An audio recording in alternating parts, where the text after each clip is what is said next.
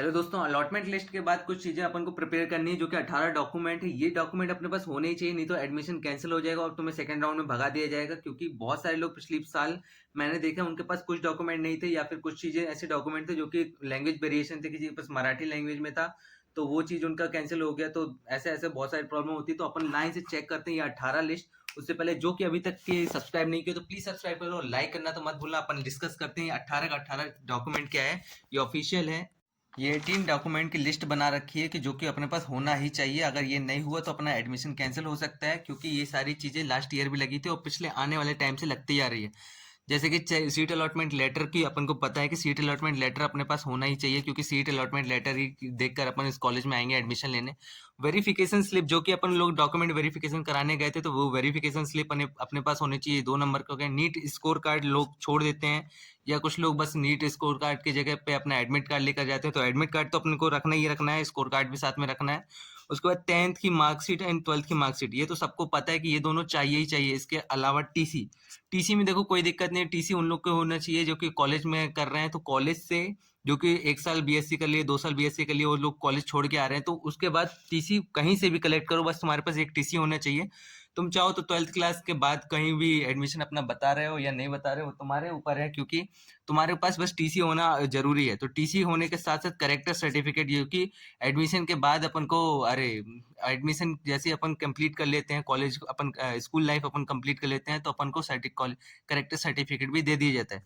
Migration certificate ये बहुत IMP चीज है, क्योंकि माइग्रेशन सर्टिफिकेट होना ही होना है। अगर अपन किसी डिस्ट्रिक्ट टू डिस्ट्रिक्ट चेंज करते हैं तब भी होता है। और अपन तो वैसे कोई लोग, जैसे कुछ लोग हो सकते हैं महाराष्ट्र या यूपी, उत्तर प्रदेश या बिहार वगैरह से भी एडमिशन लेने आ रहे हो, तो उनको भी माइग्रेशन सर्टिफिकेट ये मस्ट होना चाहिए। इंग्लिश में हो या फिर हिंदी में हो, HINDI हिंदी, इन दोनों के अलावा किसी और लैंग्वेज में होगा तो यहाँ पर रिजेक्शन मिल सकता है। हो सकता है वो बोल दें कि हिंदी है, इंग्लिश में करवाओ। तो ये चीजें अपन को मेनली जाननी है। गैप सर्टिफिकेट, गैप एफिडेविट, ये भी अपन को हिंदी या इंग्लिश इन दोनों के अलावा कुछ नहीं। गैप सर्टिफिकेट वो होता है कि 12th के बाद अगर तुमने 1 साल गैप लिया है, 2 साल गैप लिया, 3 साल गैप लिया, तो इसके बारे में लिखवाना पड़ता है कि हाँ इतने साल हम नीट की प्रिपरेशन कर रहे थे। यही गैप सर्टिफिकेट होता है एफिडेविट के रूप में। तो ये कहीं से भी बन जाएगा। हो सकता है तुम जहाँ एडमिशन लेने जा रहे हो वहाँ पे भी फैसिलिटी ऐसी बैठी हो, तो तुमको वहां से मिल सकता है। हो सकता है तुमको घर से लेकर आना हो, ठीक है। सीट लिविंग बॉन्ड एफिडेविट, ये कॉलेज वाले ही बनवा देते हैं। कॉलेज वालों को पूरा फॉर्मेट होता है, वो कॉलेज वाले ये अपने बेसिस पे बनवाते हैं। सीट लिविंग बॉन्ड का हो गया। जो कि एमपी से है जो लोग, उनको एमपी डोमिसाइल की जरूरत होगी, और जो लोग एमपी से नहीं है उनको एमपी डोमिसाइल की जरूरत नहीं होगी, उनकी कोई दिक्कत नहीं है।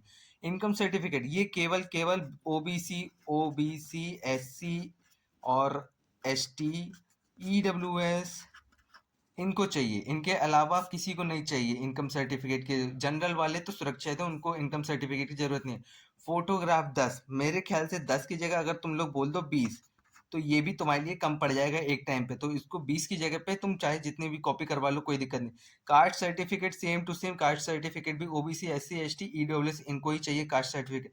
आधार कार्ड की कॉपी, मैं बोलूंगा आधार कार्ड की कॉपी एक नहीं लगभग 4-5 कॉपियां ले जाना, क्योंकि आधार कार्ड की कॉपियां हर जगह तुम लोग को मांग लेंगे। 2 सेट फोटोग्राफी ऑल डॉक्यूमेंट। इसका मतलब क्या है, ये जितने भी डॉक्यूमेंट है एक तुम लोग को नंबर मिलेगा। मैं वो नंबर तुम लोग को अभी स्क्रीन पे दिखा दूंगा कि वो सीरियल वाइज कैसा होता है। हर कॉलेज का एक अलग डॉक्यूमेंट का सीरियल होता है, तो वो तुमको कॉलेज पहुंचने के बाद तुम्हें पता चल जाएगा कि कैसे कैसे डॉक्यूमेंट की सीरियल वाइज है। तो वो 2 सेट बनाना पड़ता है। एक सेट वो ऑफिशियली जमा होता है, और एक सेट तुमको एक एक्स्ट्रा सेट करवा के रखेंगे, वो कहीं और जमा करते हैं। वो उन लोग की प्रॉब्लम है, पता नहीं क्या करते हैं। मेडिकल फिटनेस सर्टिफिकेट ये मोस्ट इंपॉर्टेंट चीज है। मेडिकल फिटनेस सर्टिफिकेट ये एक ए डबल सी की साइड पे, A double triple C sorry, इसकी साइड पे तुमको मिल जाएगा। उसके फॉर्मेट में तुमको फिल करवाना है। या किसी भी जिला, मतलब कोई भी गवर्नमेंट हॉस्पिटल होगा, गवर्नमेंट हॉस्पिटल में भी मेडिकल सर्टिफिकेट, फिटनेस सर्टिफिकेट दिया जाता है कि हाँ अपन काउंसलिंग में पार्टिसिपेट करें। किसी को फॉर्मेट चाहिए तो मैं लिंक अटैच कर दूंगा, वो कमेंट कर देना जिसको भी लिंक चाहिए, उसको फॉर्मेट चाहिए, तो मैं लिंक अटैच कर दूंगा तुम लोग के एडमिशन के लिए। तो ये 18 के 18 डॉक्यूमेंट को चाहो तो स्क्रीनशॉट ले लो, नहीं तो कोई बात नहीं। बाकी एडमिशन के लिए all the best, take care. जो कि अभी तक लाइक ना किया तो लाइक तो कर देना, सब्सक्राइब आपके मन के ऊपर है। Take care and bye bye.